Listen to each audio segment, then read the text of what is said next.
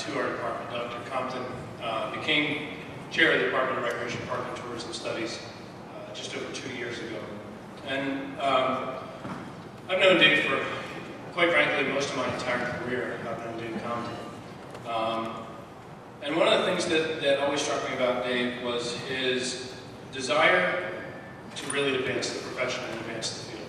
I first came across working with Dave Compton at the Midwest Center for Therapeutic Recreation quite some time ago. I worked with another junior faculty member, and Dave was really very instrumental in including us in being a part, in a significant way, of the research symposium at the Midwest Symposium.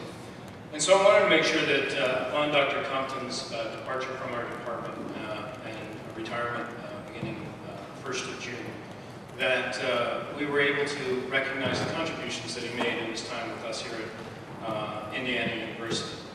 If I'm not mistaken, Dave began his career at, I'm trying to remember which, Richmond State Hospital, I believe, in Richmond, Indiana. And his first work really was here in the state of Indiana. He's an alum of our program, longtime contributor to my field in recreational therapy, and more recently, a longtime contributor to the health of public recreation and communities. So while Dr. Compton's not able to join us tonight, I did want to make sure that we recognize the contributions that he's made to this department.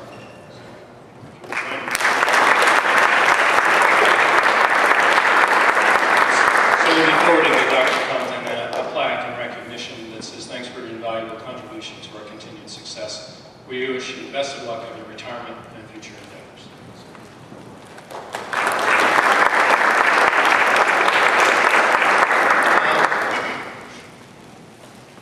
At this point, I would like to ask Professor Emeritus Jim Peterson to join us if he would. We're at that point in the book. Give me a look of surprise, Jim.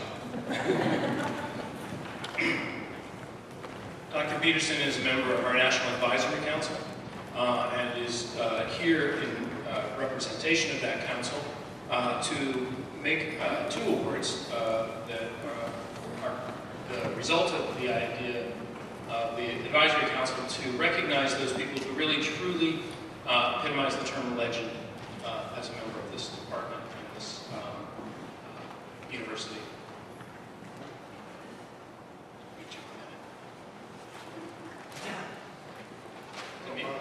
Didn't mean to catch you off guard, I'm sorry. You're all fortunate that of the 5 pages that I have on each individual, I just lost one. It'll be shorter than usual. But I'm going to go to the other one first, and maybe, Bruce, I've got a page back around the table about Dr. B. First of all, though, I want to recognize as a legend the original chairperson of this department, Dr. Garrett. Garrett is a Hoosier. He was born up in Wabash. And one of the strangest things I have on my report about Garrett is that he received a doctorate of law degree, honorary doctorate of law, before he received his bachelor's degree. Now, if anybody can explain that to me, I'd like to hear it. It's very unusual. But he did go on and receive a doctorate in education from New York University. Let me just tell you a little bit about Garrett. I was fortunate enough to have him as an instructor. I came to school here and, oh, good Lord, you won't like this. I won't like it, but back in 1951, actually 1950, so that's been 60 years. And Garrett was not only my instructor, but he was my chairman. And a wonderful, wonderful individual. And let me tell you just a little bit about him. He was a politician. Now, he wouldn't admit to that, but he was a good public relations guy. He knew every state legislator, representative, and senator, He was the first one that actually wrote the Park and Recreation law in Indiana. And he along with Weir, whom this banquet was named after, got the department started here. And Weir was also a Hoosier, extremely well known throughout the country as a professional consultant. He worked for the National Recreation Park Association, as did Garrett.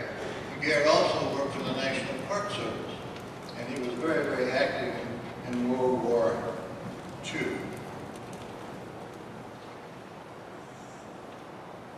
Professor Epley began his work at IU with the ambitious program of institutes and workshops to improve professional leadership for administrative directors.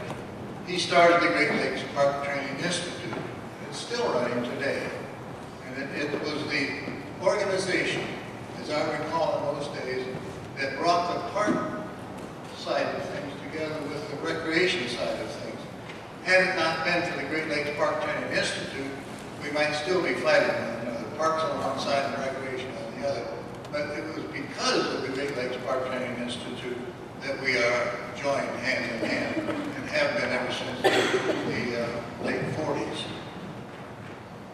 Dr. Egley was chairman of the department. Let me get my notes here, guys. Like I say, we've got so many pages.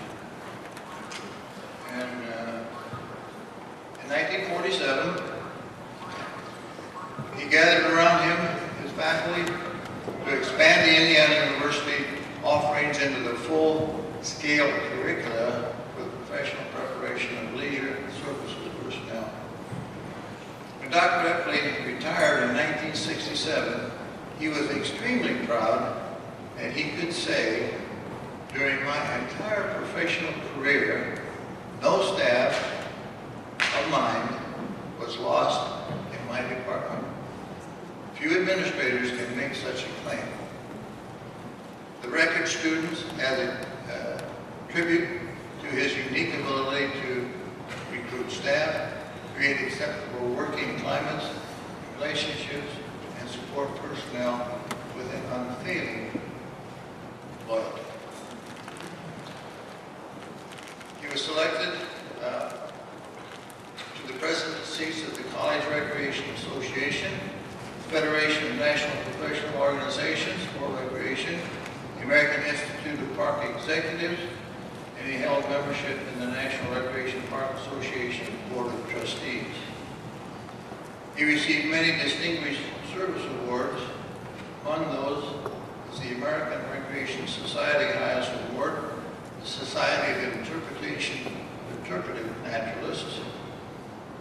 Perhaps his most dramatic contribution was his role in merging the diverse park and recreation organizations into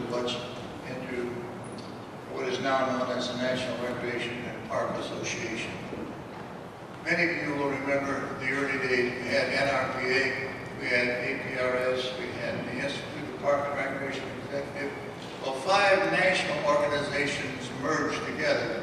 Dr. Epley was the keystone in that merger, along with a couple of other of our graduates that we should come along the legend path soon.